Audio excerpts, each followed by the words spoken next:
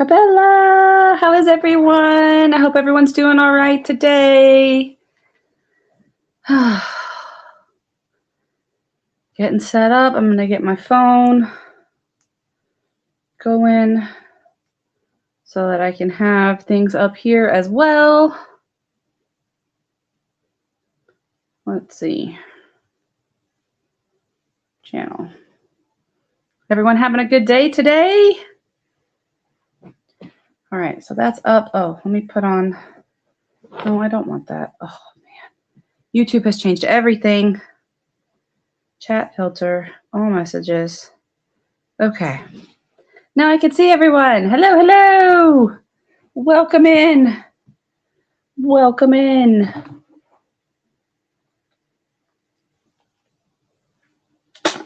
It's very hot. I've had 2.5 liters of water today. I'm very hot.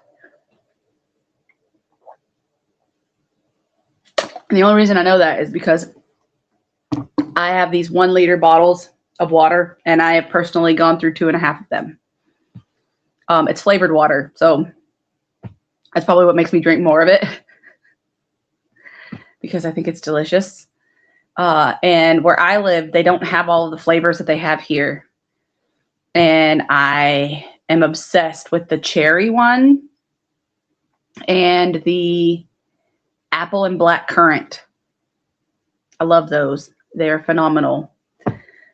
So, what's going on in your world? How's it going? What are you working on? How's your day been so far? Oh my.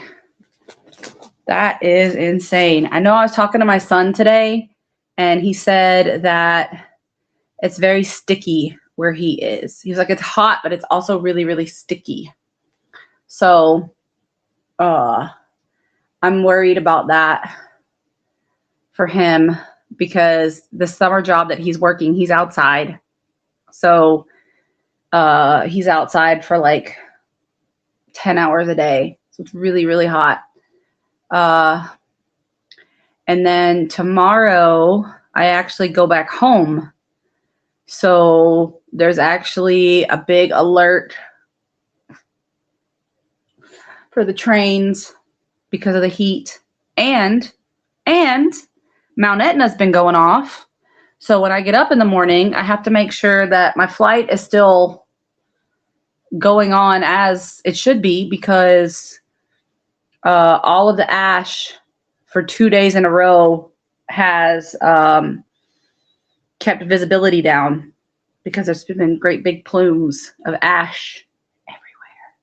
So I don't even know what my house is going to look like when I get back because nobody's there to clean it. It's going to be great fun. But there were some amazing pictures. I saw some of my friends sent me some pictures of some of the eruptions. Oh, man. Stunning. Stunning. It's beautiful. So, what's been going on in your world? How's everybody doing? Let me know. What are you working on? I have been crocheting so hard that I've reached the point where I have nothing else to crochet unless I want to start another big project while I'm here. And I don't want to do that because I leave in less than 24 hours. So I have 2 more balls of cotton that I could use. But I need something for the plane. And the cardigan that I was working on, I ran out of the in-between color. So the fan color I still have more of, but the in-between color, I thought I'd packed the other ball of it, but I guess I didn't. So I didn't have enough to finish it. I could have finished the cardigan while I was here because I just have to do the side and the bottom. Hey, Perp, welcome in. Yeah, because I had to mail a whole bunch of stuff. And I was like, I wanted to take pictures so that when I do my whips and faux video, I have pictures of everything that I made because I had to mail it off before I left here. And I've just been crocheting my heart out. I made a blanket. I made some towels, like burp cloths. I actually made 3 more burp cloths. I thought I wasn't going to get them finished while I was here, but I did, but I've already mailed the stuff off, so I'm going to hold on to them. And when I go to the States, I can show you those. I have them here. I actually finished them.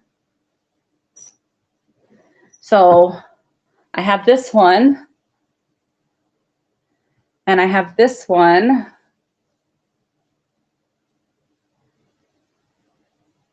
And I have this one. So these are all of the Rico Rumi spins. I had the rainbow ones, and then I had these, 2 of these, and then I bought these and 2 more blue ones, but the other blue ones I kept for me. But I got these, and but I finished these little burp cloths. But I've already mailed out the stuff that I was going to mail from here, and I don't have a ride to the post office because I can't walk there. It's too far. But I got a ride to the post office the other day, and I was able to mail it off. But so now I'm going to have to save these. Welcome in, Amanda. When I get to the States, I'm going to mail these to Christine, and I might bring some more cotton with me to do the other things. But I've done this. I did a baby blanket, another burp cloth, like towel thing, because I finished my pick and mix cowl from Ladybird, and I'm going to show it to you. I have it right here. So I finished that.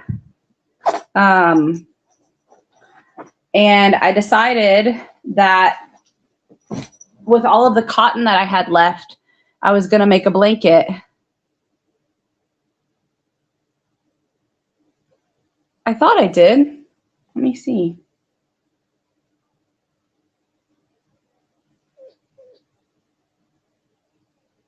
Yeah, the blue one. And then yeah. I sent you those. I didn't send you like the rainbow ones, but I sent you the other ones. Those 3 I sent you. Oh, there's the rainbow one. And the blanket and the towel that I made.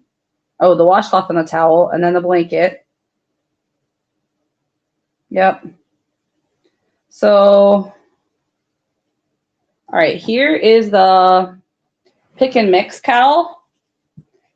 So we had to make a whole bunch of triangles and then put the triangles together, right? And then make like a throw blanket, and it is not blocked in any way, shape, or form because it's been stuck in a bag, and it's going to be stuck in a bag on the way home. So I didn't even try. I didn't even try to block it because I was like, there's no point. I'm going to stick it in a bag in a suitcase on the way home, and it's going to be like jostled around on the plane. So I'll block it when I get home, and it won't be perfect, but it'll be what it'll be. And then it can be pretty much blocking the entire time. And then it'll probably be really good when I get home. But this is it right here, right? It makes kind of like a parallelogram rhombus sort of shape, right? And then I can just fold it like this. But I decided that with the cotton that I had left, because this is all the loops and threads cream cotton, that I was like, well, I'll just go ahead and make baby stuff, right? Because I was making the baby stuff for Smile Club anyway with the cotton that I brought with me. And I was like, I don't really want to take all that cotton home to sit on a shelf. So I made, I made this baby blanket. So you're going to see me, I'm down there in the frame, but I made this baby blanket. So I started up here with like tan and did striping of the colors. And then I did gray and striping of the colors. And then I finished with the cream and then did a border. And then this is what I had left of the cotton. And then I was like, you know what? This is where I got to with my cardigan. And then I was like, you know what? I'm just going to finish it. So I made another like burp cloth thing, and then I made a washcloth with all of the leftover cotton. So I tried to stripe it, you know, as much as possible. And then this one, this was just leftovers. But the cream cotton is super soft. If you're ever able to get your hands on any of it, I mean, it's Loops and Threads, it's Michael's, it's, but it's discontinued. So if you're ever able to get your hands on it, it's lovely cotton. Like it would make great washcloths, a really, really soft shirt. If you could find enough of it in big enough quantities to make something, it would be really nice. And then I made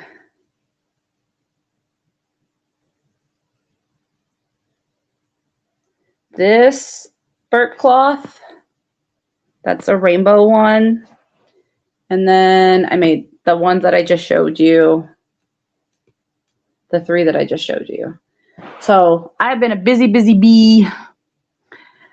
I've gone through so much yarn. And I even finished, I was working on the Stag and the Serpent, chapter 9. And I had brought a tiny ball of the, let me see. Where did it go? I brought a tiny ball of the Yarnsmith's Lagoon yarn. And I finished it like right around here. I finished it there and had to tie on the new ball. So there's also that yarn that I finished that ball. So that'll count in my totals. July just went, so I'm on round 60 of, not round, row 60 of the Stag and the Serpent for chapter 9. And I could probably, if I wanted to, finish the other 30 tonight while I'm sitting here, because that's literally all I have left to crochet. Except for those 2 balls of cotton. I have more yarn that I bought. And yeah, Yarnsmith Cotton Decay. That's a nice one. I have some of that at home. The Yarnsmith's Lagoon is what I'm using for the Stag and the Serpent. But I have the 2 balls of cotton and then the Stag and the Serpent. Okay, that sounds like a challenge, Kay. That sounds like a challenge. Accepted. But you know, I could go months without working on anything because I just don't have time. I could put in like a couple rows here, a couple rows there. I mean, this past couple of days we haven't really gone anywhere, though we did yesterday. We found a really nice park close by, and it's part of the trust. So there's a system in the UK. Pert, maybe you can help me with what it's exactly called. I don't know. The National Trust, maybe. But there's parks and places all around the UK where you pay like an entrance fee. This place you didn't have to pay any fees because it's literally just this big open park area. But they had a visitor center and a cafe. Sorry, let me turn that down. And okay, shh. They had like ponds and maybe it was a lake. I think it was a lake, not a pond, because there were boats. So they had to be able to go somewhere. So I think it was a lake. But they had all these different like playground areas that you could walk around and the kids could play on. And they had some for little kids and then some for big kids and then big open areas like fields. One of them had, I want to say, a volleyball net. I don't know if it was volleyball. Maybe it was badminton or something. I have no idea. But there's a big net, looked like a volleyball net, that they had up somewhere, and then some other things. And it was really nice. So we did that yesterday. and we went to a place called Beef Eaters. It's a restaurant. It was okay. It's a chain restaurant, it's supposed to be like a steakhouse kind of thing. And it was okay. They were okay. It wasn't my favorite. I mean, it was edible, and if they'd cooked my steak the way I asked them to, it probably would have been delicious if it wasn't lukewarm and not cooked the way I wanted. But my daughter loved it. She said it was delicious and fantastic. And from there, we walked to the park. It was like probably 15 minutes. And you were on the road, but they had like paths to divert down. Okay, so it was National Trust. It wasn't English Heritage Protect and Preserve. It was National Trust. That's what it was. I thought there's something trust. It had a big sign. But it was really nice, and you could just walk up. You didn't have to pay anything. They accepted donations at the visitor center, but there were people there. Like there were tons of people there, and I think because they had a caravan park as well for like RVs and things like that. And I know you have to pay to get in that because that was gated, and it was like you have to have your card or have your reservation booked and all of that. So maybe that's why the park part is free, because they get a lot of money for that. I have no idea. But it was really fun, and it was a really nice day yesterday, but it was local. So it was close by, and we didn't go anywhere today because I was laundry preparing to leave, all that good stuff. So that was kind of our day. But what have you guys been up to? What are you working on? Tell me what you're working on. What are you doing?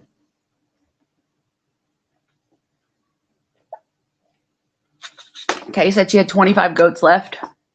Let me go back up. I didn't see Amanda's comment about something.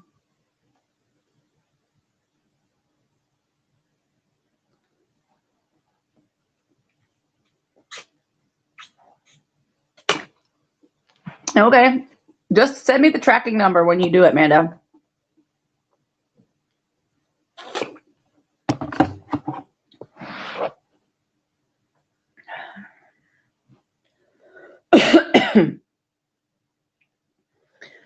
Trying to think of other than the stag and the serpent, and then I don't have the fairy dust with me, but that's the only other project I have to work on. Hold on just a second, you guys.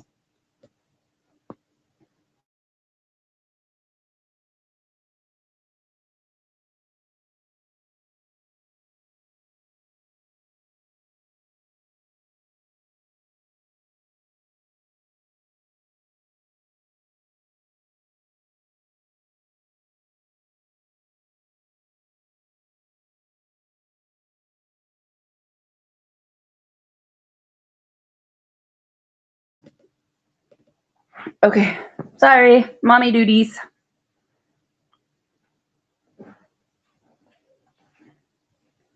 I know when I went with Moo and Sam, we went to a National Trust site as well.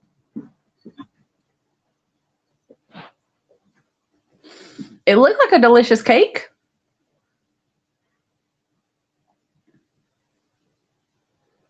Kay and her husband, they had their wedding anniversary yesterday. So she got a very special cake because her husband is amazing.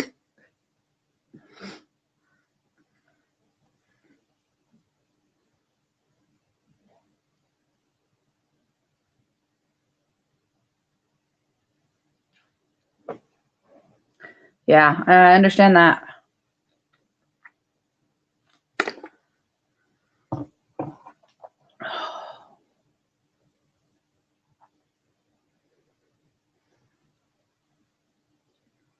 And thankfully today I haven't had as many hot flashes, so that's been kind of nice. Even though it's warmer here today than it was yesterday, and it's supposed to be even hotter tomorrow.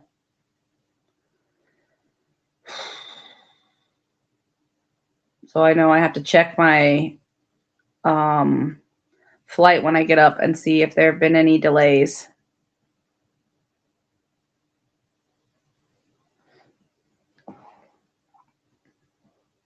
Because Aetna has been putting on a show.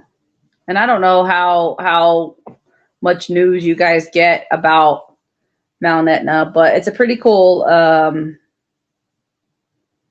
I mean, you can always go on to like there are websites where you can like track volcanic activity, you know, and you can get alerts for when like Etna goes off. They put up some pretty cool pictures. So you can check that out, because I know in the States, like I'll have family message me like 4 days after the volcano went off, like, oh my God, are you okay? We just heard that it went off. I was like, yeah, it went off 4 days ago. Because it's not news over there. You know, when it goes off where I am, it's a big deal because I live there. But when even in other parts of Europe, you don't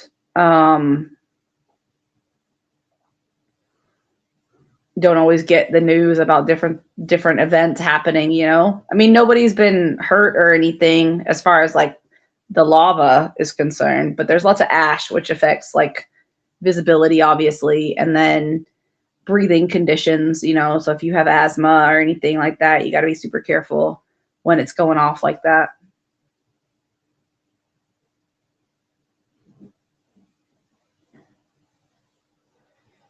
Well, that sounds like a lot, Amanda. I know my mom had one, maybe two. Maybe they weren't herniated. Maybe they were deteriorating. I don't remember. But she had to have some stuff done on her back. I was in middle school when she had that done. And I mean, it still bothers her, but the surgery helped. Yeah, I'm not looking forward to the heat for sure.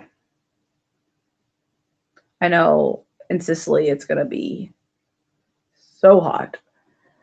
Knitting a baby cardigan in cotton while I'm listening. I've booked a pottery class. Oh, fun. I have a friend who does pottery. She is, when I was telling you guys for my birthday, like I had that party at my house and I had people come and help me like organize stuff for when people came over. One of those women, she does pottery, and we were going over to her house, and another one of our friends built a shelf for her to organize. She has like all these glazes, and she's got this pottery wheel. And so we were like organizing her studio and doing all of that stuff. So that was interesting to learn as we were organizing all of the pottery things, what they're used for. Because I've used some of it. I mean, I've made a few pottery things in the liberal arts mal, but I haven't done a lot of like actual like throwing on a wheel or anything like that.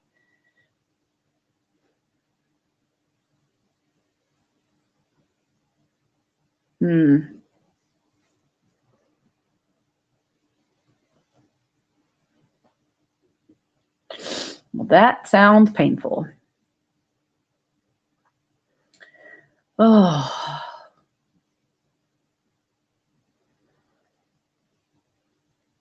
I thought about making like baby clothes for the Smile Club, but I wanted to do things that I didn't have to think about. And when it comes to seaming and sizing and all those things, I didn't want to have to worry about it. So that's why I made just flat items. I made cloths and mats and blankets. And I know I made one bib, but even that was like, my brain was like, I just want to turn it off. So that's why everything that I made was flat items, because I mean, I remember how many like rags and burp cloths and everything that I went through with both of my kids. It was so much, like constantly cleaning up, like spit up, cleaning up spills, cleaning up all sorts of messes, right? And especially if there's going to be twins, like that's double the mess. So I figure you can't have too many. And even as they grow up, like, I mean, with that cotton, it'll be so durable, you know, it'll last for such a long time that they can use those, you know, forever.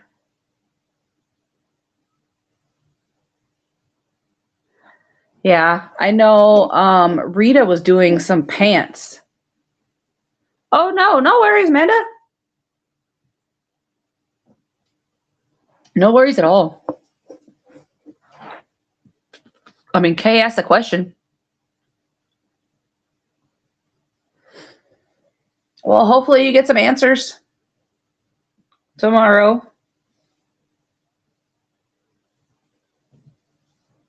Things happen.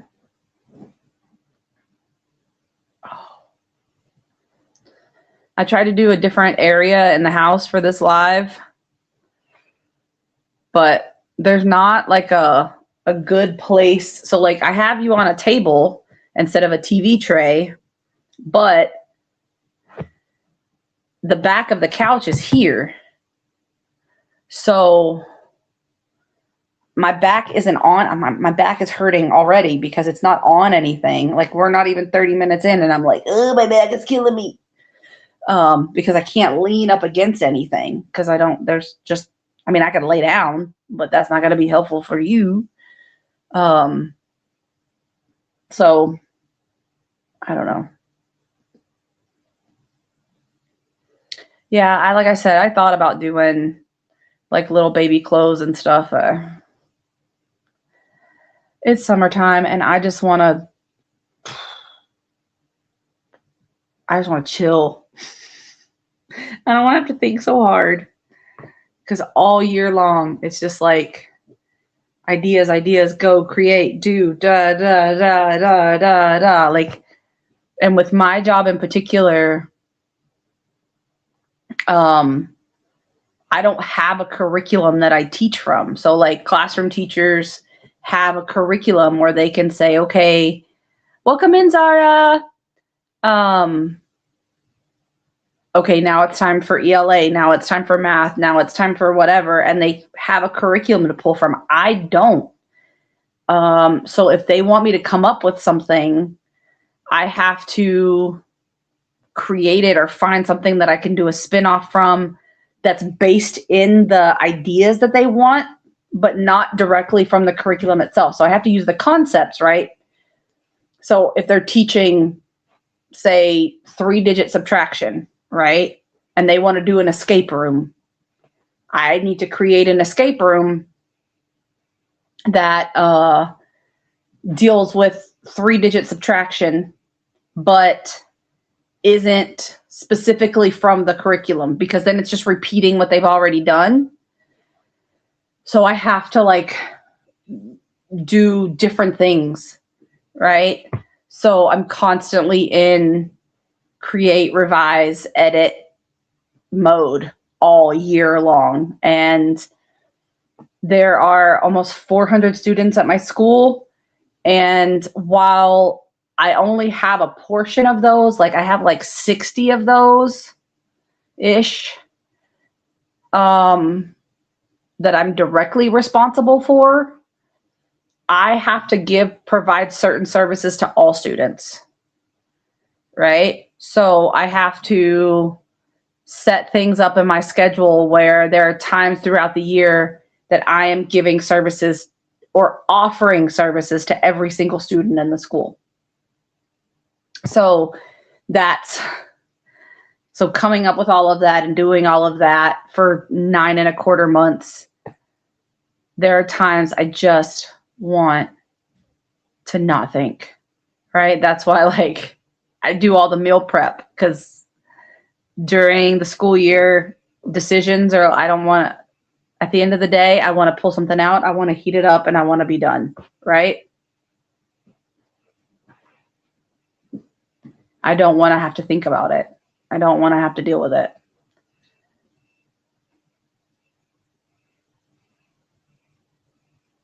Yeah, yeah, but it's still the whole idea of, like, the increases and the decreases and the I don't want to do it.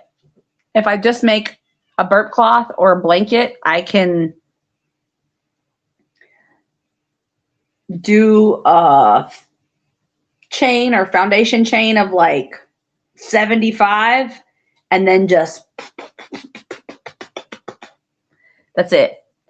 So like the burp cloths and things that I did, some of them I did Suzette stitch, some of them I did linen stitch, some of them I did just single, half, double, double, single, half, double, double. Like I just did, like, because I was like, I just don't want to have to think about it. I just want to go. I just want to go. Because if I was trying to follow a pattern, like I think the most intricate thing I did was striping that blanket. And that's mainly because I was trying to use all of that cotton. And I was doing the Suzette stitch, which is the single and double in one stitch, skip a stitch, single, double in one, skip, you know? And I did 6 rows of the solid, like the tan, and then I would do 3 rows of a color, and then 6 rows, and then another color, and then 6 rows, and then I ran out of the tan, I moved to the gray. I ran out of the gray, I did a little section in white, and then I did the border. But that was, I think, the most intricate that I got, is switching up the stitches and doing the stripes. I just don't want to think about it.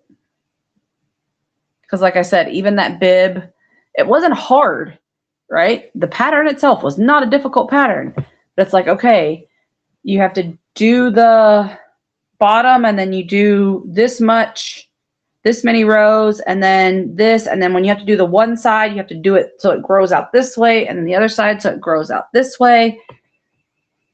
And then the border, that's too much. Too much thinking, too much brain power. So, like I said, I just made all flat items. I figured that was better for my brain, and it'll be useful no matter how old they are, right? Even I made some like lovey blankets, because my son wasn't as sensory seeking as my daughter is. He had like a couple of stuffed animals that were really important to him, but my daughter really loved textures. And so anything that was super soft, she would like to rub on her nose. And she had like a lovey kind of blanket thing that she slept with for a while. And I made 3 of those in that cotton waves that I had.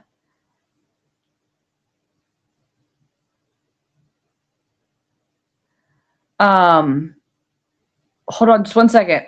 Let me finish my thought, and then I'll answer your question. So, I wanted them to have like something that they could carry around with them. That was like a security thing if they needed it. So different school systems perp have different lists. So for example, I could pull up like the school supply list from my school. Every grade level has a different list of things. Let me see.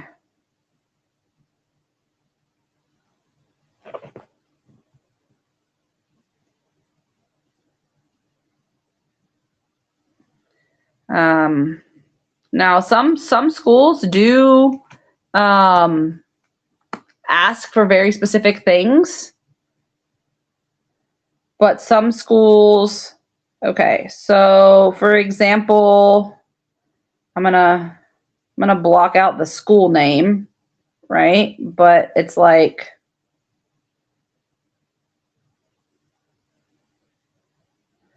this is the first grade list.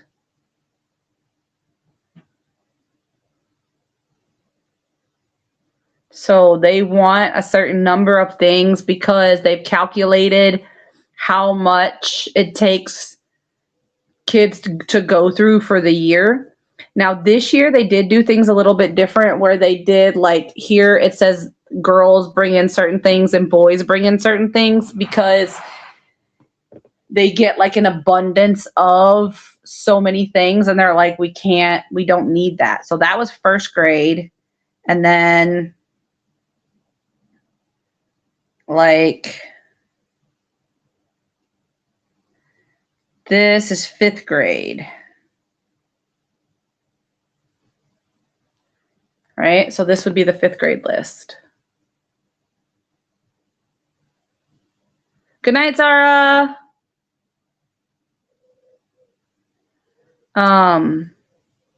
So this is what they would want fifth graders to bring. But some schools, like if they're, let's say, like a charter school or a private school or something, then their list could be a lot different.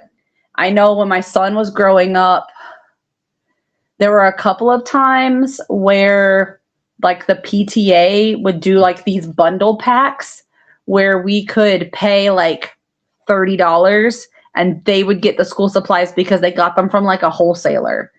But like if we have to go to Walmart or Target or whatever and buy school supplies, we could spend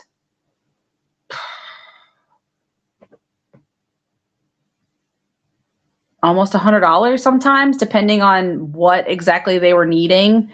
Like, did they need binders? Did they need paper? Did they need notebooks? What kind of folders did they need? And if you're looking at like a school that has over 1,000 kids and there are, let's say, 200 just in one grade level, you have so many things that schools, like stores, run out of, right? So schools would get these bundle packs and it wouldn't be any kind of name brand anything. They wouldn't have the fancy pictures on them or any of that like you can find at some of the stores. Like my daughter wants her things to have animals on them, right? These wouldn't have any of them. Well, so our principal this year had the teachers seriously bring down the number of things that they were asking for because they were like, you know, some of the families have multiple children. So maybe we can do something else, you know, like a donation thing later in the year, or ask for something later in the year. If you feel like you're running out of something, ask parents to bring something later. I don't know if that will make things better or worse, because I feel like they would be like, well, if you needed that, why didn't you ask for it in the beginning? Well, our principal told us not to. That's why. But we'll see how it goes. Yeah, well, you guys don't have to pay for healthcare either. Yeah. I know when I was in high school, we had to have a special calculators, a TI 80 something. I don't remember the number. Calculator, and that calculator was $100, and I had to have it for high school. So I had it and I took it with me to college and I used it, and I kept that thing so long that my son used it when he was in high school, because I was like, I am not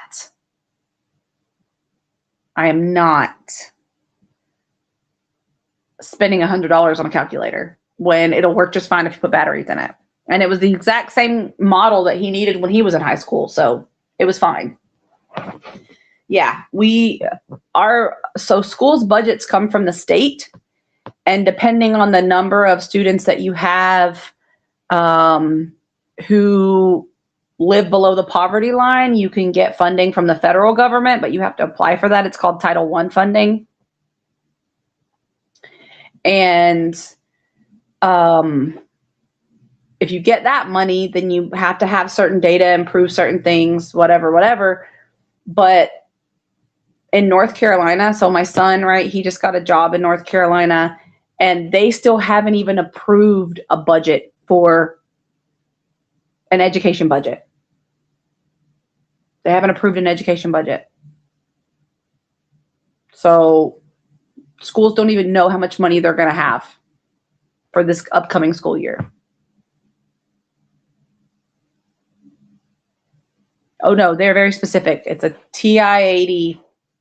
I'm going to say it wrong.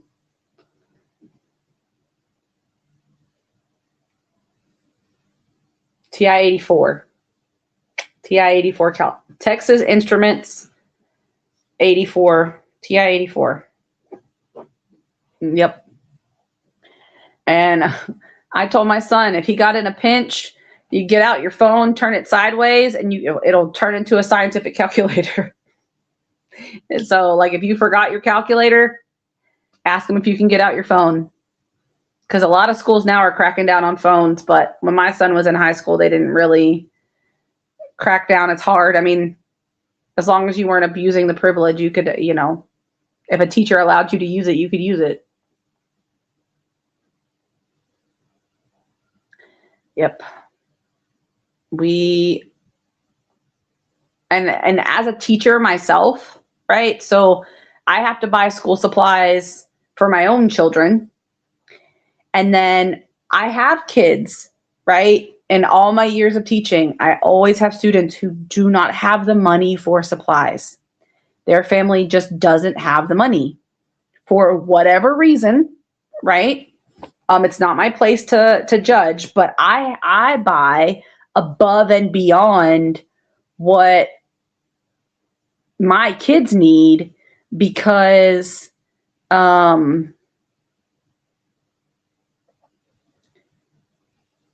know that I'm going to have students who don't have money for supplies. So I have to help them. Like, I mean, I'm not required to help them, but I do help them. Because they need to have supplies. And I even show kids how to take like a box of file folders and make dividers out of them. Right? I was like, if you can't laminate something, get some tape and tape that stuff up. You can get packing tape, right? And tape one side, tape the other side, and cut it. And then you've got something's laminated, right? If you need to do something small like that.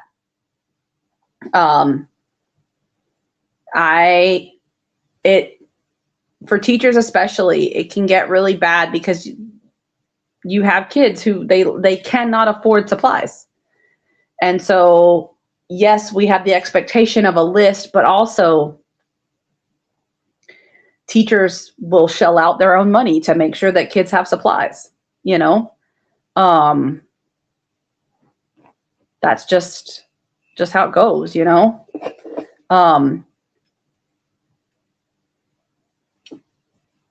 because teachers don't want to see kids go without. Yeah, I know. Sam has talked about that, the uniforms. We don't have uniform. Well, it's up to the district whether or not they have uniforms. So we don't have a national policy on that. Like, it's just some districts do, some districts don't. We don't have uniforms where I am. I have been in schools where we had a dress code. So one school I worked at was an alternative school. So it's like if kids got in trouble, they got sent to a different school because legally they have to have an education up to a certain age. So you have to give them an education, but they had to wear they could wear white, gray, or black polo shirts, so the collared shirts with the 3 buttons, and then they could wear brown, black, or gray khaki pants. No jeans, and their tennis shoes had to be white or black. But yeah, they would have to buy their own uniforms as well.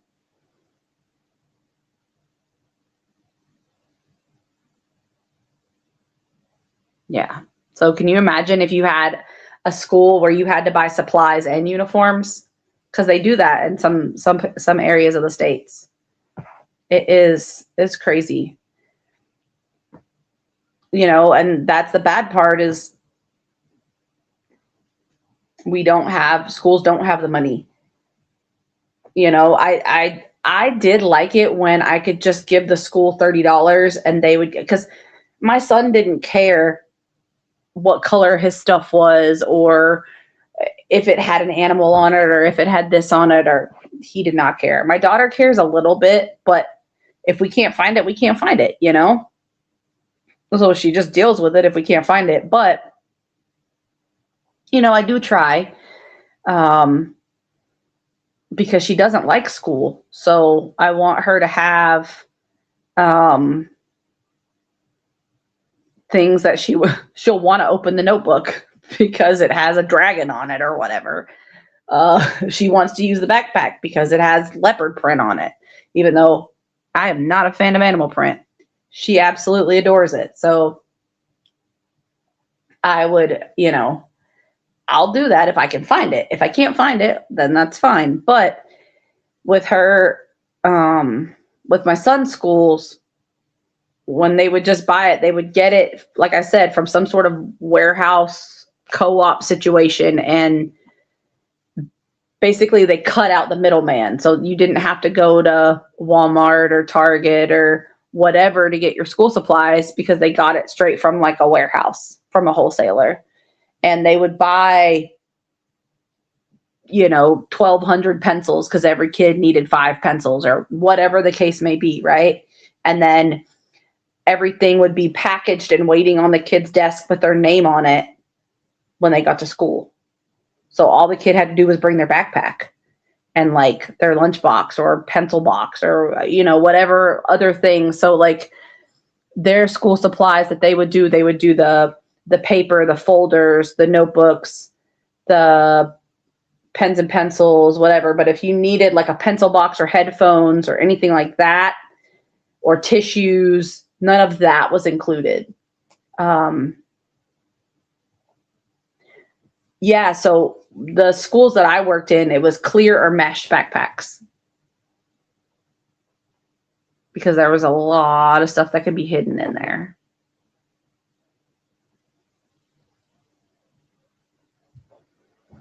Yeah.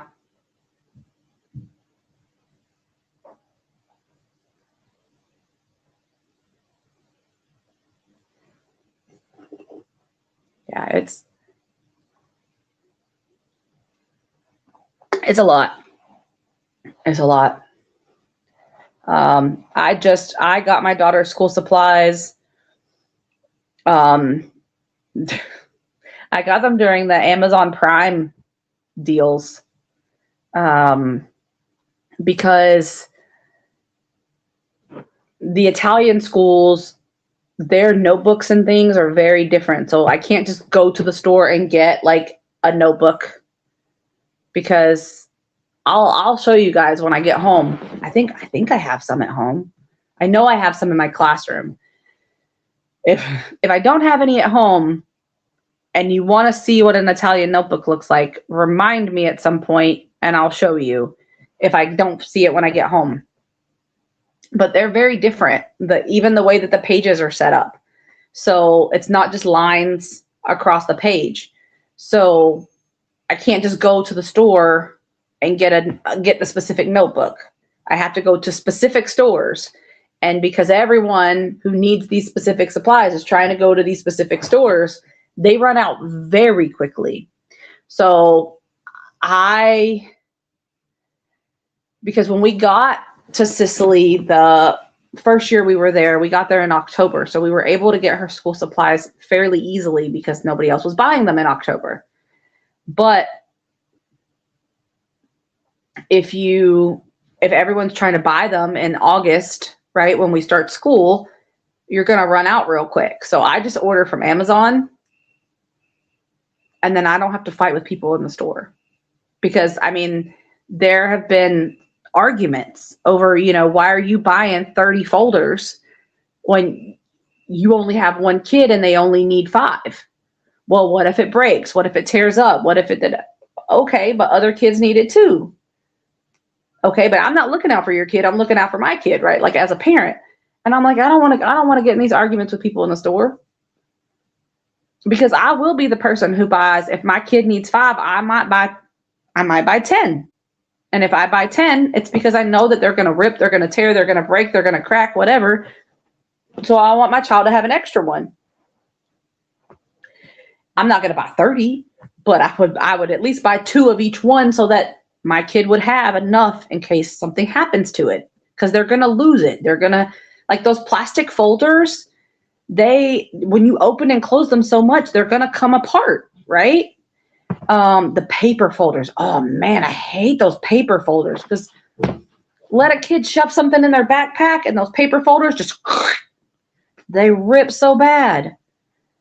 So I'll buy extra, but if you only have a couple of stores that you can go to that have a limited supply of things, Amazon. So I usually do it, and they did Amazon Prime Days early this year. Instead of in July, they did them in June. So I went online and got the supply list for my daughter and just bought, because some of the things I have, because I do, like Kay was saying, buying in bulk.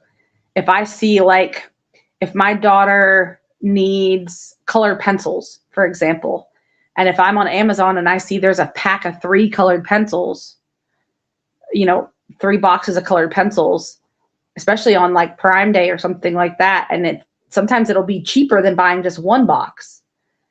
So I'll buy that, and then I'll have them for the rest of the school year if she needs an extra box. But if she doesn't, then I have them if she needs them for the next year. So I've got crayons, I've got pens, like color pencils, I've got highlighters, I've got like just regular pencils.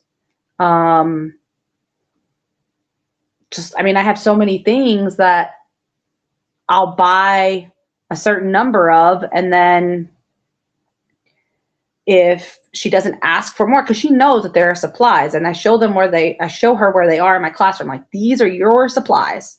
There's a drawer in my classroom. And I'm like, if you need more pencils, if you need more paper, if you need more anything, get it in the morning before you go to class. You have it for the whatever. If you need more pencils, if you need another box of crayons, whatever, that's her stuff, right? So there's still a whole bunch of stuff in that drawer. And I looked at it, and I was smart this year. I made a list on my phone. I was like, okay, I have 3 boxes of crayons. I have 4 boxes of colored pencils. I have da-da-da. So when I went to look at the supply list, I was like, do I have that? Okay, no, I have 30 pencils. I don't need to buy any more pencils. I have that. So I went and actually, I thought about it this time and made a list of what supplies I already have, because I'll forget and then be like, I don't remember if I have enough of this. And when my son was in school, I had a tote that was above the washing machine. So we had a laundry room, and there were shelves above the washer and dryer. And there was a green tote. And in that tote were all the extra school supplies. So if he needed anything, paper, pencils, scissors, it did not matter. If he needed it, it would be up in that tote. And he didn't have to ask. That was his tote of school supplies. So he would go, and I found out a little bit later, because I was like, why am I running out of pencils so much? He would be sharing his pencils. Like, somebody would need a pencil. He'd be like, oh, my mom's got plenty of pencils. And I'm like, hey, bud, I only got so many pencils because I'm only buying for you. I'm not buying for all 300 of your classmates, And he's like, I know, but I feel bad when they don't have one. And I'm like, I get that. And I love your heart, but stop spending my money. Stop Stop spending my money. um, yeah, when I had access to Sam's and Costco, I would do that. I might see if my mom could go to Sam's Club for me and get a couple of things. I don't know. We'll see. I like to go, well, I can't anymore, but when I was in the States, I liked to go in like September because they've already started putting out school supplies, right? I've seen it in stores. They've already started putting out school supplies. They started putting it out in July, like end of June, beginning of July. They started putting out school supplies. But teachers would go in September because everything is like 75% off. So instead of getting pens for $2 a pack for a pack of 10 pens, I would go and buy 4 packs of pens at 75 cents a piece, right? Because obviously my students need them. My child needed them. So I can buy more if I wait. So, I mean, I would get my son's school supplies, right? But to supply my classroom, I would wait. I would go to Dollar Tree. I would go and I would be that person that would put all of these things in my cart at 75 cents a piece, right? Or however much it was, because my students would go through them. Especially when I was working in Arkansas, I had so many things that my kids just needed, right? Yeah, no, they will. They'll put out school supplies already. So I would wait until September to buy stuff for my classroom.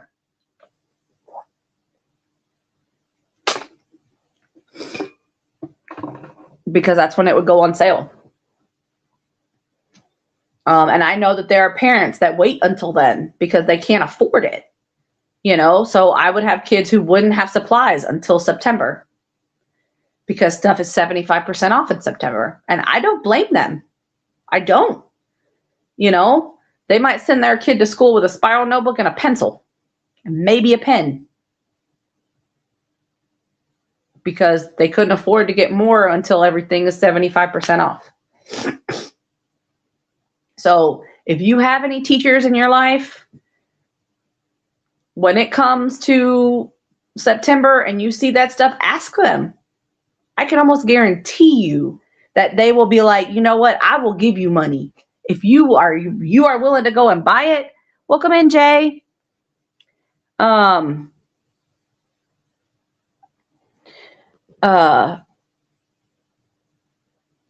you are willing to go and buy it for them, they will pay you. Like, if somebody wasn't working and they were willing to go to Walmart for me and buy 20 packs of pens when they were 75% off before they got cleaned out, I would give them the money.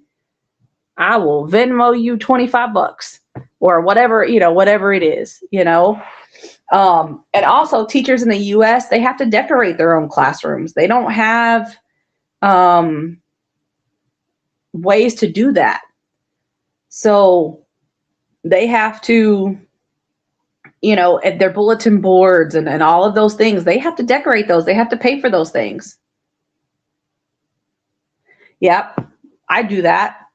I would buy wrapping paper. Typically in the States, that last week of December, because usually by New Year's it's all gone. But that last week in December, they would discount it, and I would go and buy. But I love wrapping presents. I have people who would pay me, and I would say it's either going to be this much if you give me wrapping paper, or it's going to be this much if I have to supply the wrapping paper. Oh no, I don't need it, Amanda. I was just saying, if there's a teacher in your life, because you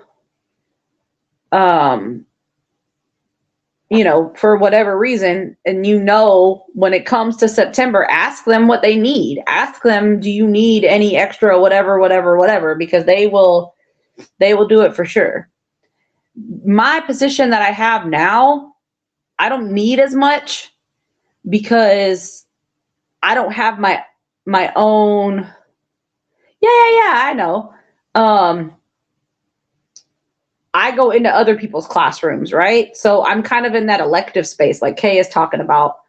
I don't even get a school supply list to give students. I can't even tell them you need this, and this. If I get a group of kids for like a reading group or something, I'll typically say, I'll ask the teachers, do you have any extra folders that I can use?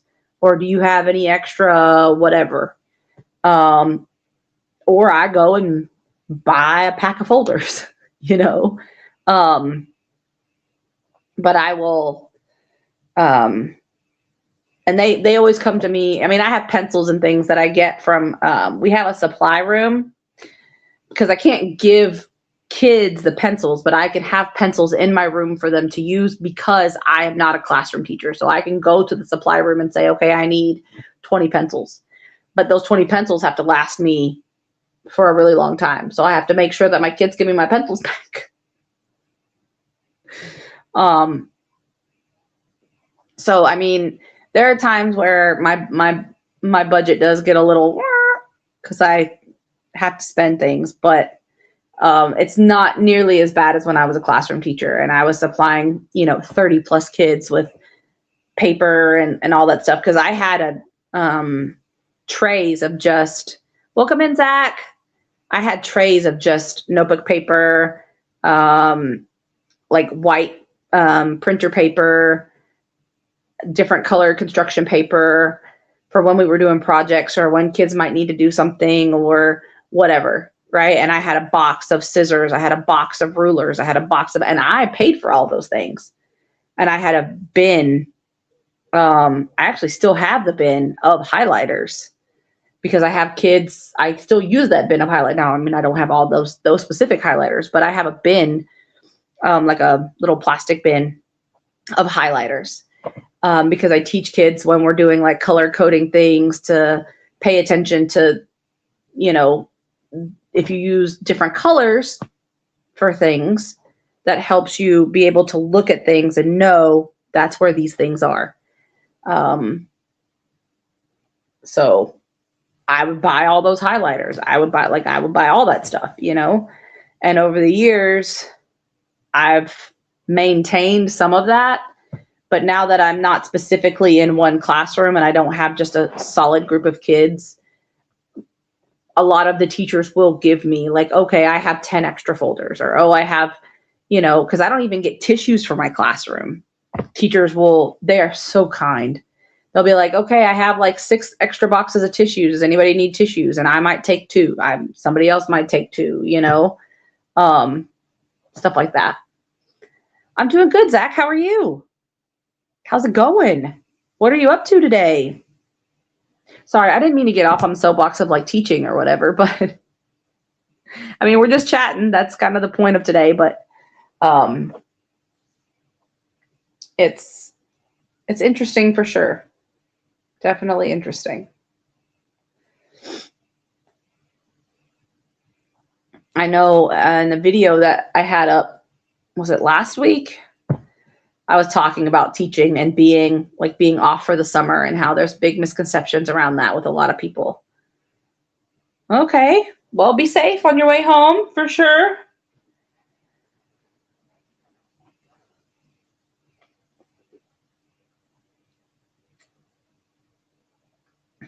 No, you're fine, Perk. I looked at how long it's been and I was like, oh, wow, we've been talking about that for a long time. Welcome in, Kim. No, there's no reason to apologize. It's good conversation.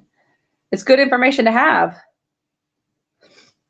Oh, well, good luck to you.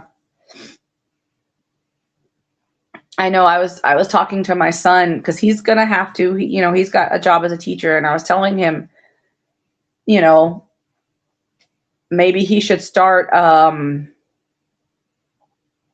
like an Amazon wish list for supplies that he might need for his classroom. I told him to talk to his principal and see like if he can get in and see what sort of musical instruments and things he has in there and what maybe he can order. And if he can't order it and he wants it for his classroom, you know, if he just keeps like an updated Amazon wish list. And sometimes parents will be generous and ask, you know, is there anything that we can supply your classroom? And I know my daughter's teachers, when we were in North Carolina, they had Amazon wish lists.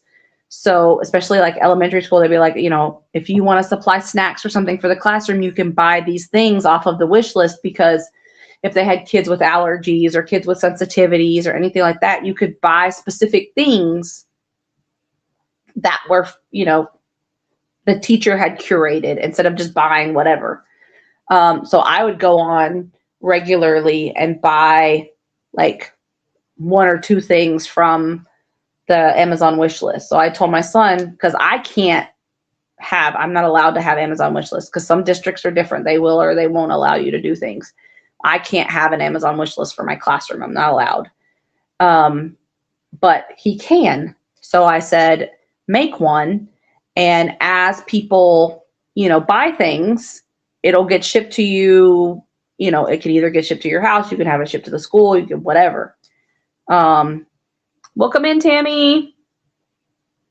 So that's another way that people can sort of, you know, crowdsource their information and the supplies that they need. The problem, though, with GoFundMe is you have to pay taxes on that. So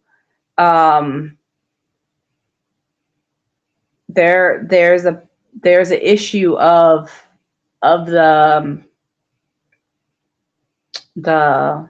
taxes. So that's why I told him to do Amazon, because then he can put specific items on there and people can spend what they're able to afford. And they know that I donated X item, right? Not I donated $25 and I have no idea what he spent it on. Okay.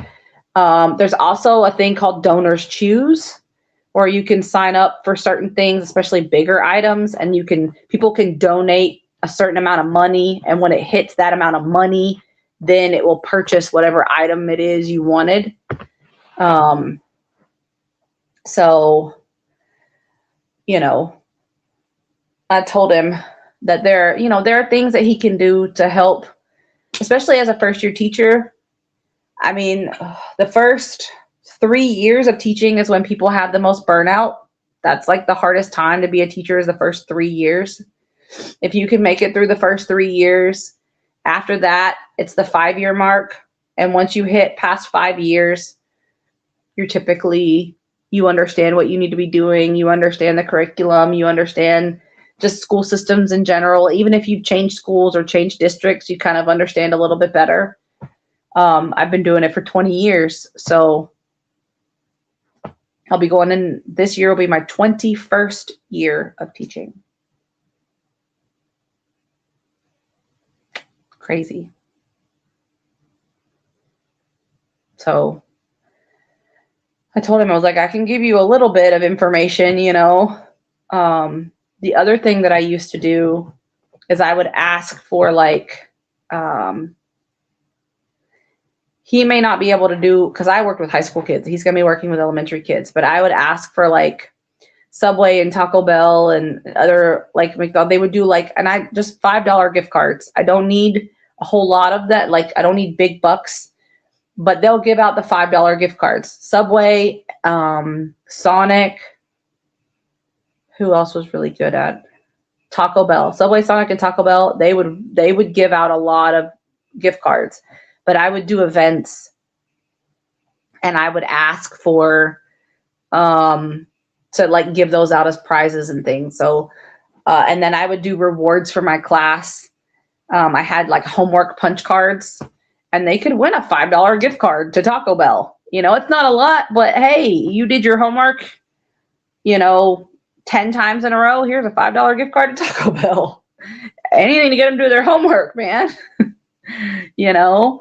And sometimes I would do like most improved on a grade of the quarter. I would give you like 3 $5 gift cards. So you'd get $15 to Subway or something. I don't know. I would, but it would be donation. So I would ask for donations from companies as well. Because when I worked in Arkansas, I could do that. Once I moved to North Carolina, because of the district that I worked in, I couldn't do that anymore.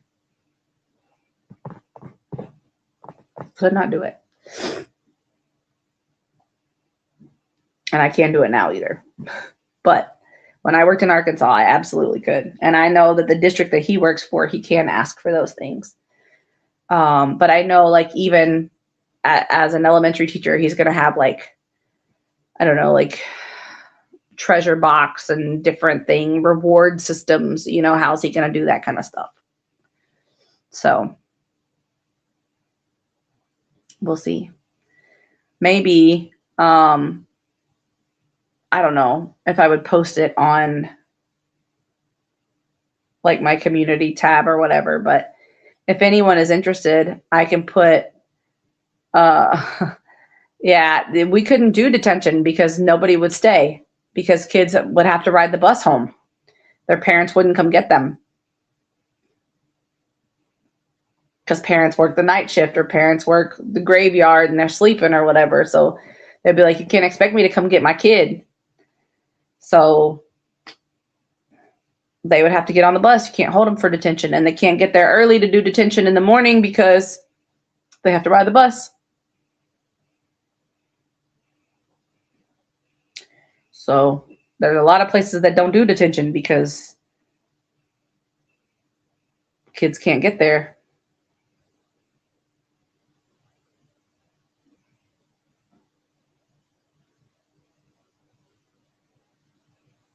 Oh, okay, cool. I finally finished my Asteria doily. Ow. So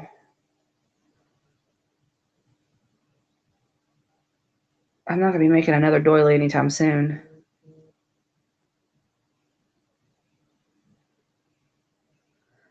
Yeah. I know there are some countries even that don't have homework. I know like Sweden and Norway, they don't have homework.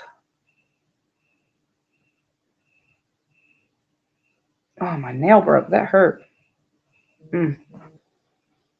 So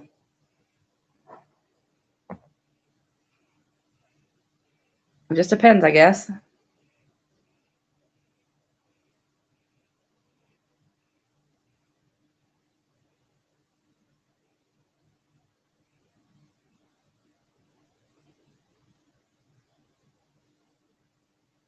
Hold on just a second, guys. I'll be right back. Oh, there we go.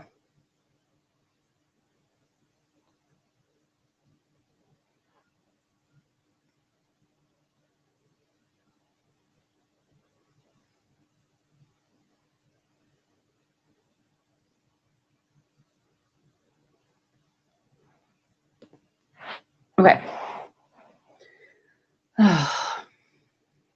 Had to get some bags down.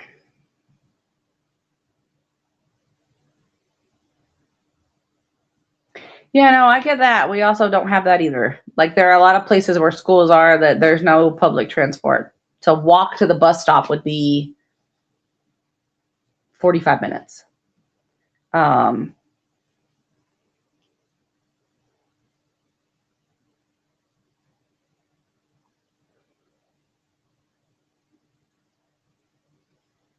Yeah, I wish we had a public transport system. Like here, if I want to get on the bus, I mean, there's a stop like right here, but then if I walk that way, there's also like 2 or 3 stops down that way that I could get on.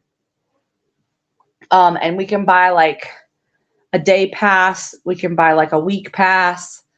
Or like if you live here, you can get like a city card. And with the train, I got a rail card. the first year that I've gotten a rail card, and that's why we've gone so many places, because the rail card is like 33% off of all of your train tickets. So like when we went to Cambridge for my daughter and I, there and back, it was 12 pounds. It was not expensive at all, because the rail card was 30 something pounds. But just in the amount of places that we've been, I've saved 5 times that amount. So, and I got it for a year. So, I mean, I'm not going to use it again, right? Until, like, I won't use it again before it expires probably. So if I come back here, I'll do, I'll probably get another one.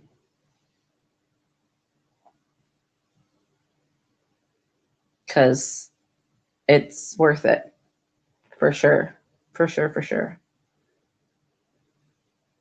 Because it has saved a lot of money. A whole lot of money. I have...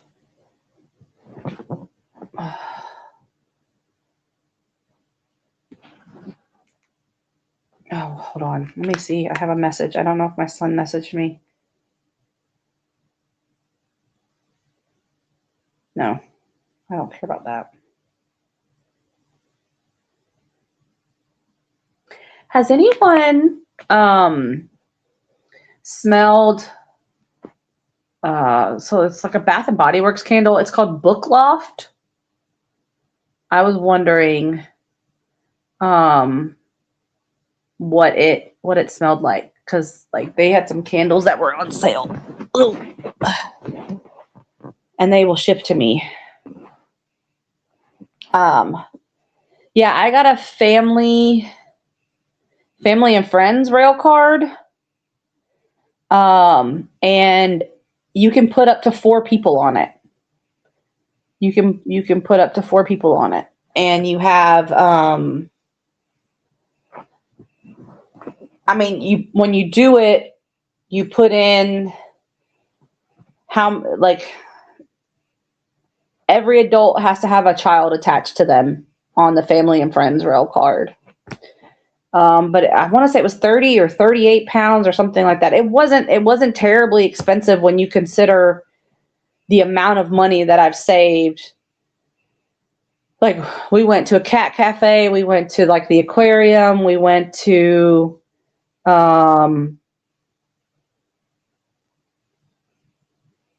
couple other places on the train, and it has been like, so the train ride here, the train ride that I'm taking tomorrow to go back, all of those, like, it adds up, you know? And sometimes I can save the cost that the 33% or whatever that I'm saving, and then I can pay like 5 pounds more and get an anytime ticket. So I can leave, which was helpful when we went to the aquarium, because I thought we would have time to like shop around a little bit on the like main strip, but everything closed at like 4 o'clock because it was a weekday. It wasn't a weekend, so nothing stayed open late, which was kind of sad, because there were a couple stores I wanted to stop at, because I saw them on the way there, but we had a time to do our dive. We had to be there at a certain time, and we couldn't stop, because by the time the train got there, we had like 20 minutes to get where we needed to be. So we didn't have to like run, but because we had to be there 15 minutes before start time. And it was a 15-minute walk from the train station to the aquarium, and we had 20 minutes to get there to be within that 15-minute time period. Yes, we did. We got to get a video. We had to pay extra for it, which that frustrated me, like, because it wasn't cheap, right?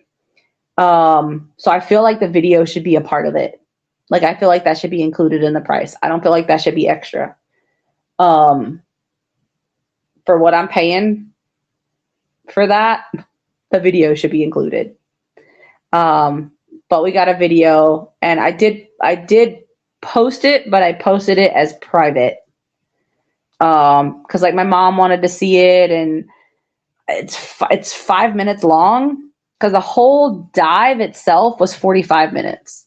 So it was 2 hours total, but some of that time was getting into the wetsuits, which was an experience in and of itself, learning about the equipment. They were talking us through the hand signals, like what to do and what not to do. Because if you gave them a thumbs up, they would like pull you up out of the water, because that means you needed help, right? So they told us what signals to use and what signals not to use. And they took us around, and we had 45 minutes actually in the water. And they were filming different parts of it, and they condensed it down to 5 minutes. So I did put it on my channel, but it's private. So only if I send it to someone will they be able to see it. But it was an amazing experience. My daughter absolutely loves stingrays and pufferfish, and she actually got to like be in the water with them, and we couldn't touch them. You're not allowed to touch them, but we got to feed them and like be near them, and they like would swim by her. So like if they touched her, that's one thing, but we can't reach out and pet them because you have things on your hands and that could make the fish sick, right? So if they swam like over the suit, there are a couple of fish that they told us when we went in there, a couple of kinds of fish that liked hair. So they would pull at your hair if you had any exposed hair. And just by the nature of the suit, some of your hair was exposed. And so you could feel them like tugging at your hair while you were in the water, which was, I mean, it's fine, but it was amazing. It really was. And we had the masks that go all the way over your face, and they're pressurized to your face. And so within the mask, there was a free flow of oxygen. So as long as you kept breathing, right, you were fine. You could breathe just normal. And you were absolutely fine. And even if they did it while we were in the water, they pulled our mask like off of our face, like out from our face, to show you that no water was going to get in, because the air is pushing everything out because of the pressure. Even if the mask opened a little bit, no water was going to get in. It's just the air is going to push the water out away from your face. And they told us that, but then when we got in the water, they actually pulled our mask away from our face to show us. They didn't let us do it, but they pulled the mask away from our face. So in case we had a panic attack or anything, we would know.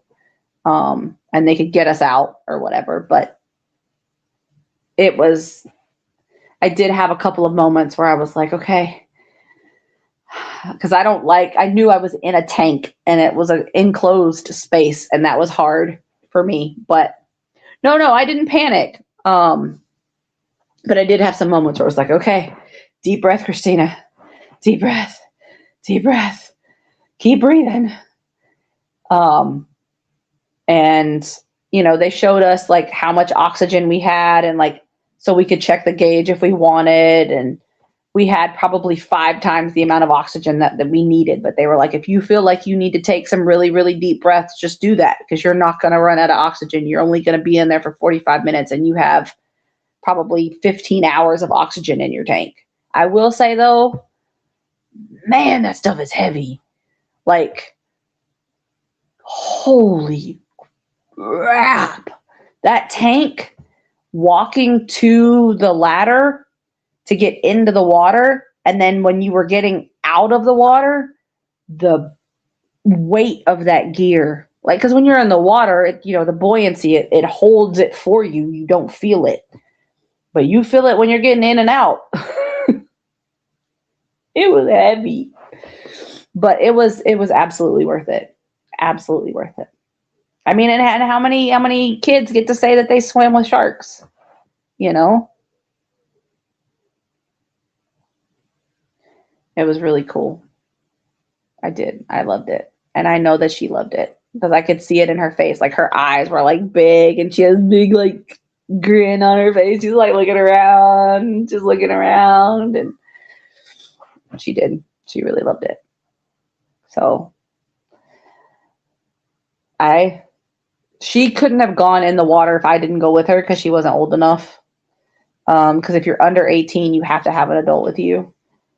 But my biggest thing was, am I going to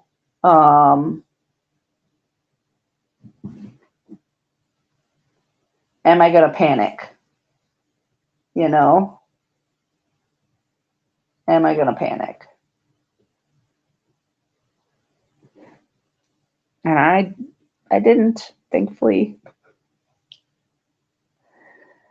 I did have some, especially like getting in the water at first. I was like, okay, deep breaths, don't freak out. Because if I freaked out, she was gonna have to get out of the tank. I was like, okay, I gotta do this. The animals weren't the problem. I wasn't worried about any sharks in there. I wasn't worried about the sharks. I was worried about the enclosed space. I wasn't worried about the sharks. If they wanted my finger, they could have it. I was worried about being in a tank. And that was a part that freaked me out. But it was beautiful. It was beautiful. Let me see if I can pull up.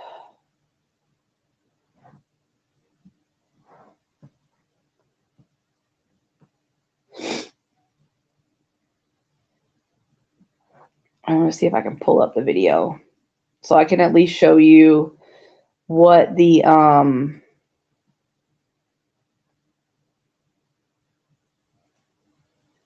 what it looked like.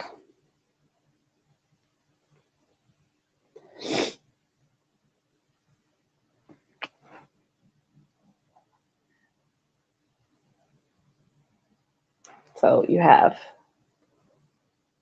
oh,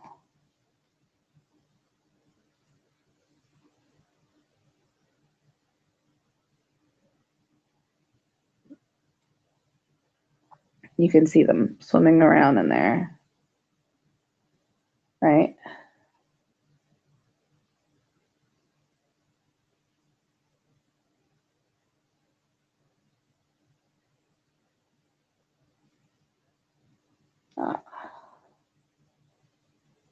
And then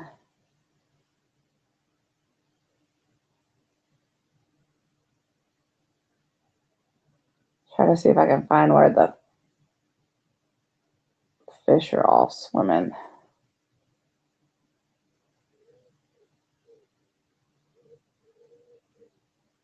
So you can see them all swimming around there. The stingray. Oh, there's a shark right there.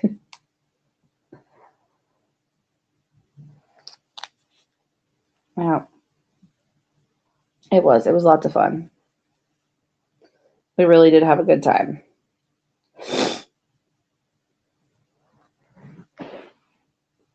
Yeah, it was really cool. I'm glad that we found the experience because she likes aquariums and things, but at some point, an aquarium is just another aquarium. Does that make sense? So it's like, what do you have that would set it apart? That would be, because we got entry into the aquarium, like when you paid the fee or whatever for the dive, you your admission into the aquarium was included, so you could walk around, and it's not a giant aquarium or anything, but it was nice. And then we also went to a seal sanctuary, It's a different place, but they're like 15 minutes apart and like just walking down the road. So we went to the seal sanctuary as well, and you could see different seals that they have because they rescue them and they take care of them and then they release them back into the ocean if they can. And then they have other animals there. So it's not really a zoo, but they have like a little farm section and then another other little section where they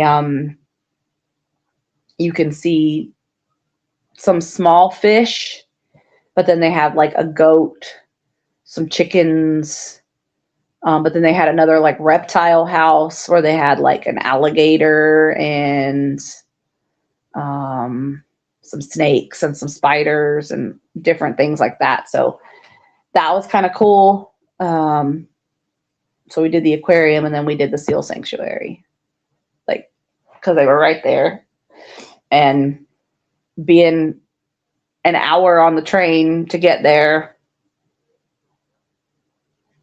hour and a half, because we had to change station. So we had to make a change on the train, get off at one place, wait for that next train to come to go in the direction that we needed to go in.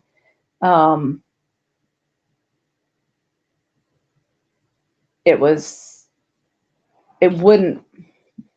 not going to say it wouldn't have been worth it to just do the one thing, but it made it more worthwhile to do both things in the one day.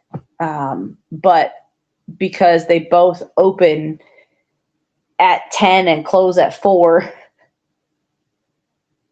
and I had the dive scheduled for a certain time, and I guess we were the only ones that signed up for that time because they moved us to a different time, which frustrated me.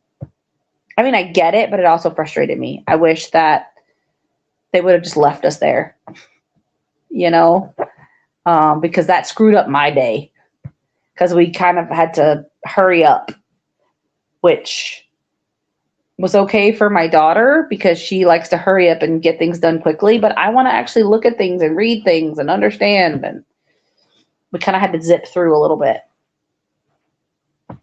but it's okay. So what do you guys have planned for the rest of the week? What's going on in your life? What do you have that you're going to be doing? Do you have any projects coming up that you're going to have to work on? Do you have anything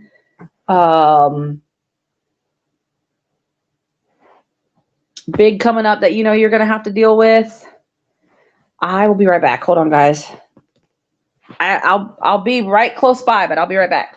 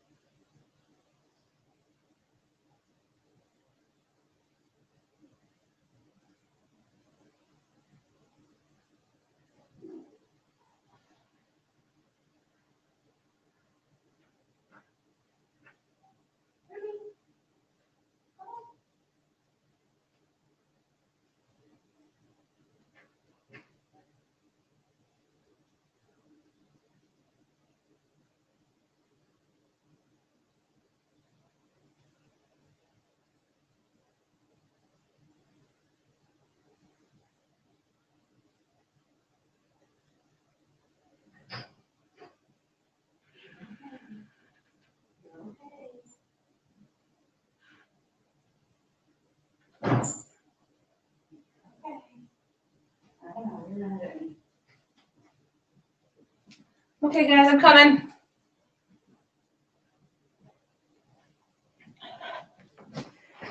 One of the cats was stuck in a bedroom. I had to get him out. Sorry. I'm back. I heard them in the bedroom and I was like, oh no, I need to get them out.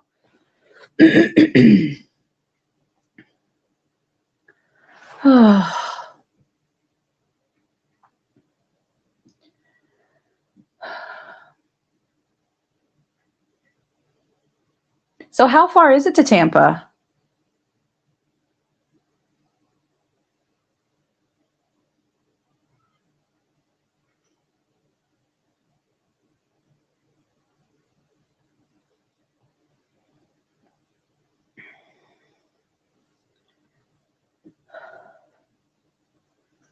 Yeah, we have to get up in the morning. We'll have a little bit of breakfast here. And then we will get on the train to get down to London for the airport. And then we'll be back home tomorrow night sometime. Okay. Cool. That's not too far. And then I'll be home. We'll see what adventures come after that, but I'll be home for a little bit, at least.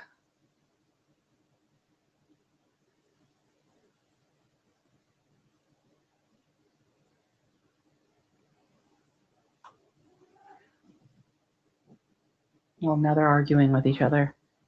The one cat that was in the bedroom is now not happy that they're not in the bedroom, even though they were crying to get out of the bedroom. And now they're fighting with the other cats because Ruby doesn't like the other cats, especially Starlight. So Ruby gets frustrated with Starlight and smacks the ever-loving crap out of him. Oh, okay. Not too bad then.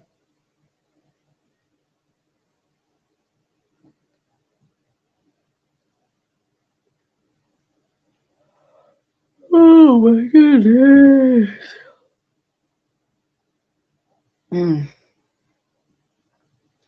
Oh, I do want to let everyone know, as far as my podiversary is concerned, I think everyone has contacted me about their prizes, or they've said that they didn't want their prize, but they've at least been given the opportunity to get the prize that they won.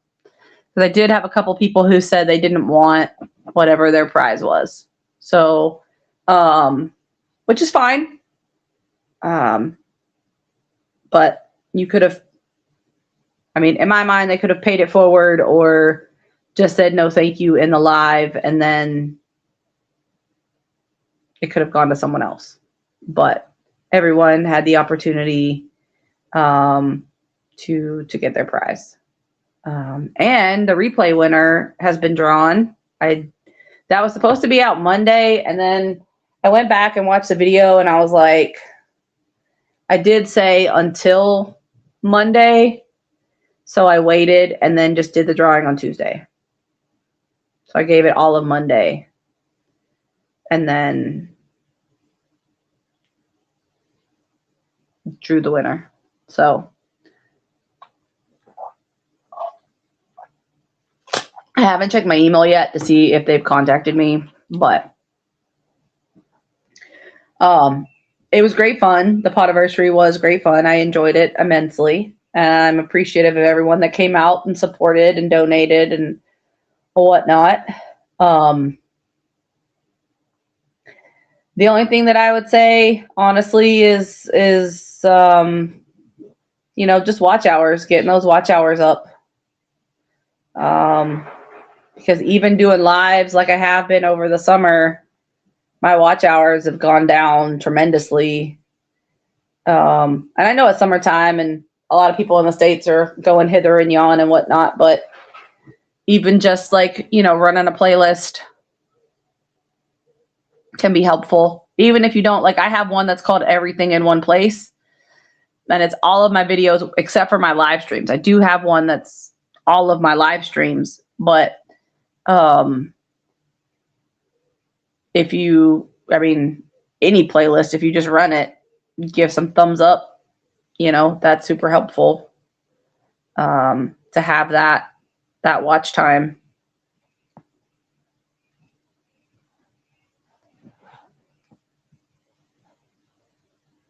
Oh man. It keeps changing on my phone from all messages to top messages.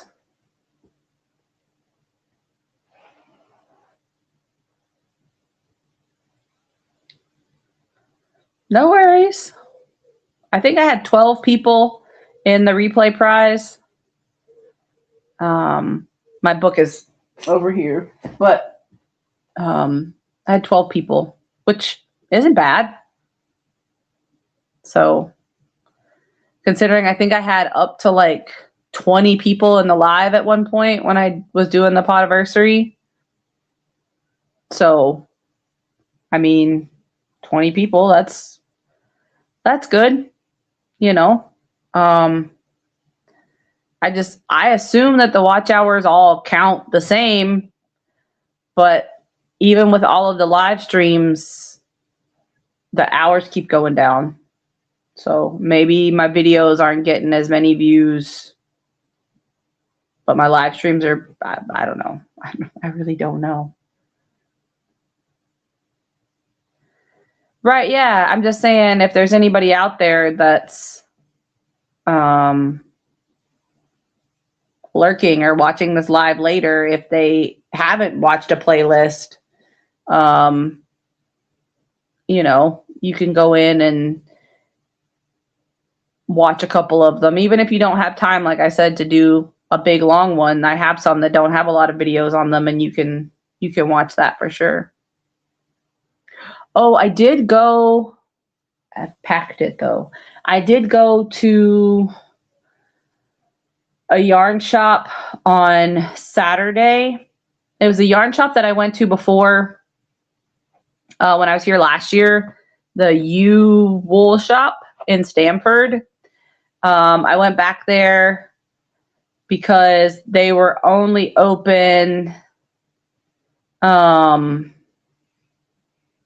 They're only open Wednesday through Saturday, and they had been closed for like 2 weeks, and then they were going to be open on Saturday the 4th, and then because they're closed Sunday through Tuesday, they weren't going to be open again until today. But I wanted to go and have like a nice day with my daughter, so we went. Because last time I went, I just went by myself. But this time I went, I took her with me. And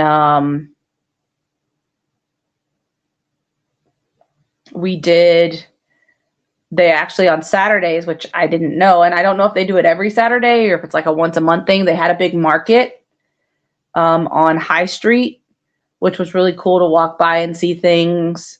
There were a couple things that I saw, but the things that I wanted were big items and I couldn't fit them in my suitcase.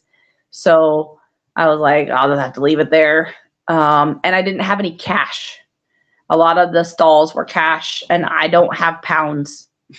So I have euro and dollars. That's all I got.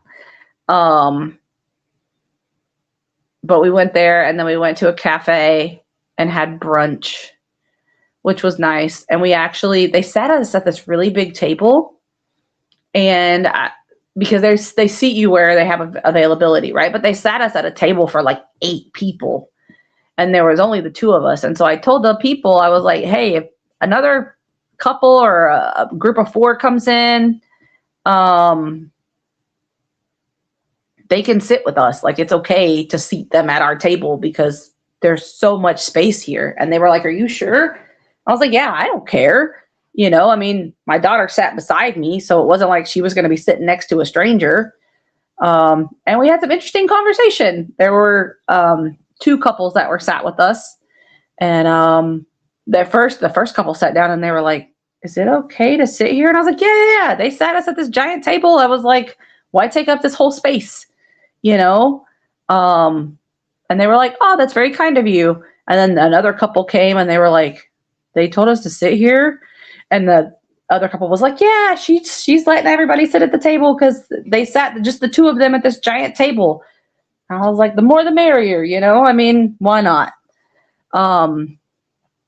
Okay said, oh, I don't know about the two times speed. I know that if you do it more than 2 times speed, it affects the credit, but I don't know about the 2 times speed. I don't know the answer to that question. I would have to look that up. I mean, Amanda, you could even like run something while you're sleeping, you know?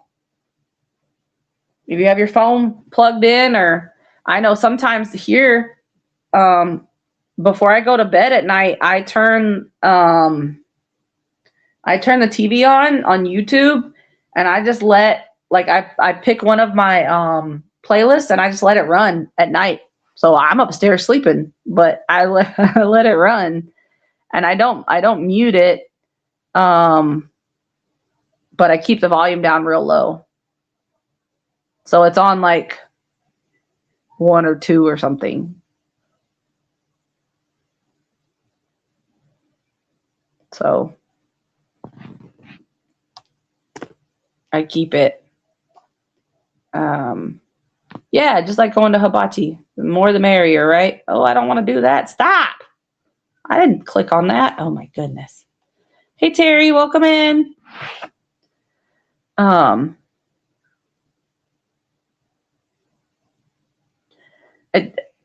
Like I said, I know they were trying to seat us at like the first available table, which was fine, but it literally was.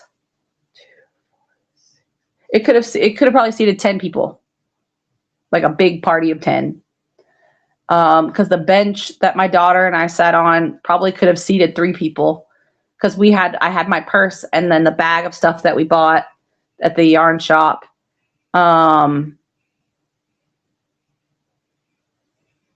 And that could have been another person's spot right there. And then there was the big bench that we sat on, and there was another bench up against the wall that could have been at least 2 people. Then the 2 chairs on this side, so that was 2 more people. And then there were 2 more chairs here. So they could have fit easily 8 to 10 people in that one table that they sat us at. I was like, that makes 0 sense. Because they weren't going to let anybody sit there. And I was like, because the couple walked in and they were like, oh, no, you have to wait. We don't have any availability. And I was like, man, they want to eat too. Just sit here with us. Turned out to be a lovely conversation. And then when we were on our way back from the aquarium, we met this really lovely lady on the train. She gave me a book. I got a free book on the train. We were in line waiting for the train to come. And she had like some bags, and she had a cane, and my daughter was really, really kind and was like, would you like some help with your bags? Because she was kind of like struggling.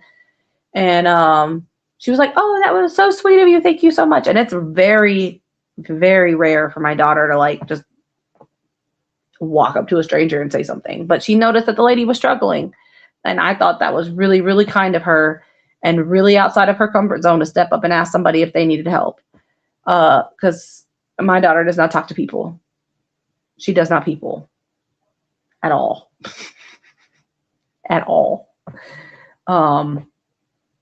Like seriously, she doesn't talk to people.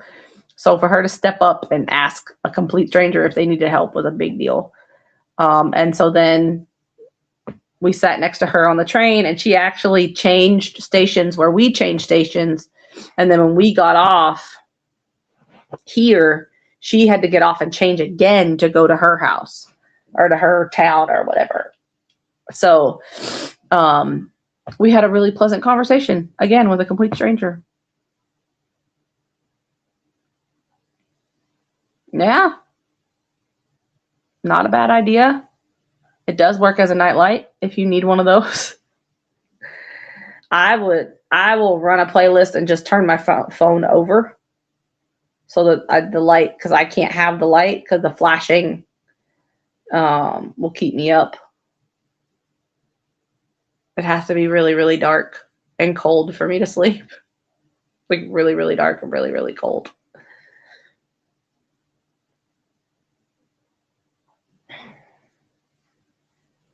Ooh, something just bit me. Oh no, that's where the cat scratched me. I was like, what is that? Where the cat scratched me.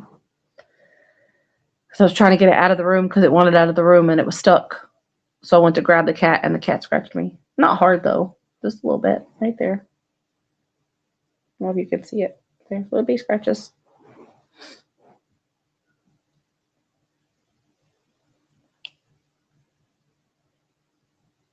Yeah.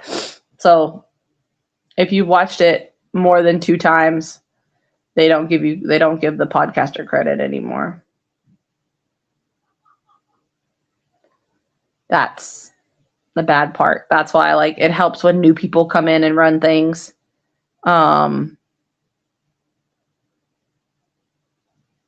That's why, asking for watch hours and asking for those kinds of things, it's new people coming in running things is helpful. Or like Amanda, who hasn't been, watching for a little while, if she goes and runs something, maybe a new playlist or something like that, and gives it some thumbs up or whatever. Those kinds of things are super helpful. Like, just for example, if you were to, I know you were talking to your like knitting group or whatever about the liberal arts, Mal. So if someone there was to get on my channel and run a playlist, then that would be new watch hours, right? Because they hadn't seen my channel before. Yeah.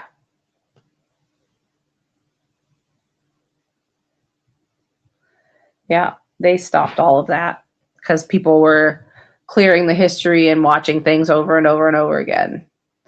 So they put a stop to it. So I have about 7 more minutes. If there's anything you guys want to chat about, any questions that you have, anything you want to say before we get ready to go. My next live, oh no, I don't know where it went. My next live they're all scheduled. If you look at my channel for alerts and whatnot, the 15th is my next live. So next Wednesday. No news on the kitty.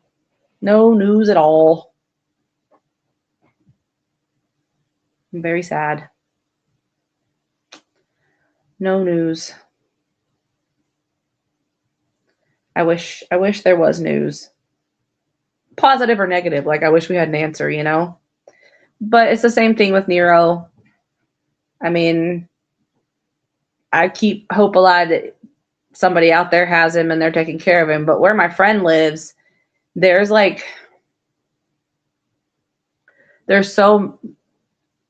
it's more remote than where I am. Like where I am, like I live in a townhouse, so I have a neighbor and then there are other houses around me. But there's also where she lives, there's no one around really. So I mean, she could go to her neighbor's house and see if a cat has come up, but there's so many cats that are around that some people just put out food and they help the cats eat, but they don't actually take them in. And I don't know if his collar is still on him or not, because he had a breakaway collar so that if it did get caught on something, he didn't like choke. So he may not have his collar on anymore to be able to identify him. The only way, if his collar is gone, the only way that we would be able to identify him is one of his ears was clipped when he was fixed. So if he did get picked up, you would know that he's already been fixed because his ear has been clipped. Because he was still a stray technically when he got fixed. So at least if he is out there in the world, he can't make any more kitties because he's fixed. Yeah. I mean, I feel especially bad about Nero because that was at my house, you know. This one, I'm sad, yes, but I'm also a little frustrated and angry because I trusted someone to take care of him and it didn't work out. So that's a big problem for me. But I can't do anything about it. Anything that I mean, any words that I say would just be hurtful words. So I don't say anything.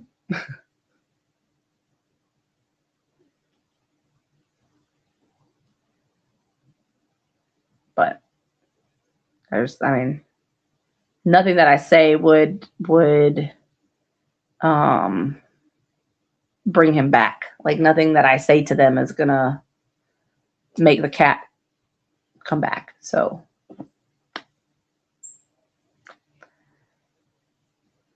oh, 5 raccoons. Oh my goodness.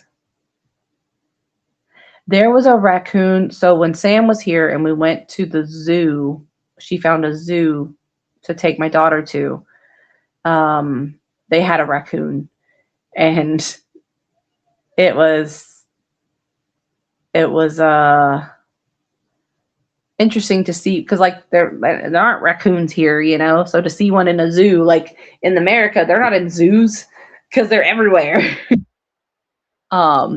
Oh, that was my thing telling me I had 20% remaining, but it's fine.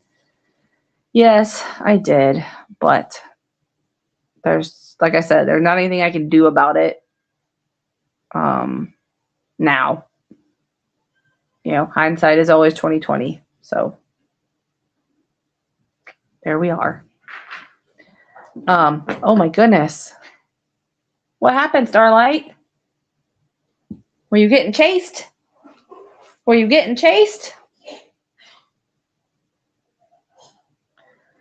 Oh. Well, I am going to get ready to wrap it up here, guys. I have like 3 minutes. So any final comments, questions, thoughts? I do have a video coming out on Friday. There is another one coming out on Monday, I think. Let me look at my videos.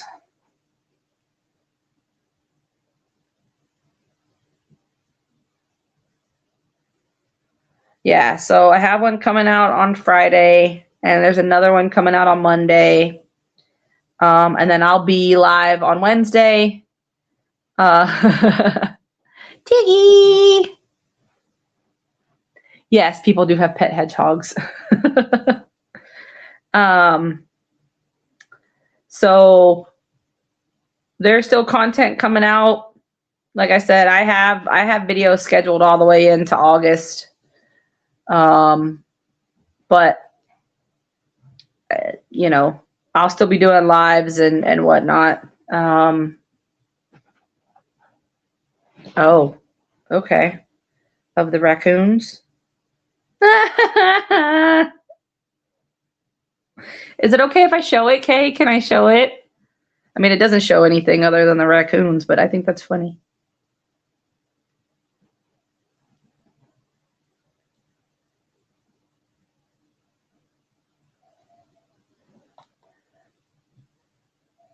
All the raccoons. There's one over here.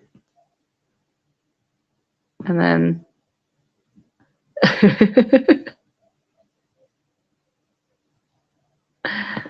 that's interesting. Oh.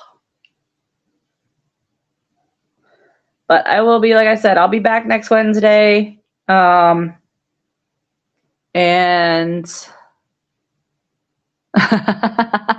like they're pets. No, thank you. No trash pandas.